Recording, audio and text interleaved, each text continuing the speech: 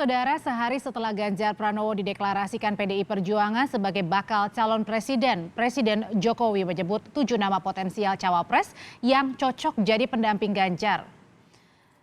Usai sholat Idul Fitri di Masjid Sheikh Zayed Solo, Jokowi bilang peta politik pemilihan Presiden 2024 kini makin jelas setelah PDIP menunjuk Ganjar Pranowo sebagai bakal calon presiden. Menurut Jokowi, dinamika politik kini tinggal menunggu penentuan siapa bakal calon wakil presidennya. Kemudian soal siapa sosok cawapres yang cocok jadi pendamping Ganjar, Jokowi menyebut 7 nama potensial termasuk nama Prabowo Subianto.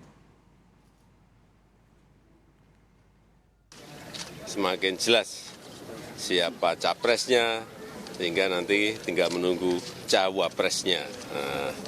Yang cocok banyak.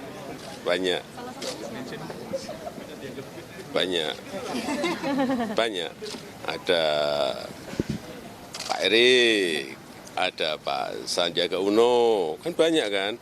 Ada Pak Mahfud, ada Pak Ridwan Kamil, banyak. Siapa lagi? Ada Cak Imin, ada Pak Erlangga, banyak. Gimana? Nah, termasuk Pak Prabowo. Nanti juga segera cawapresnya ketemu.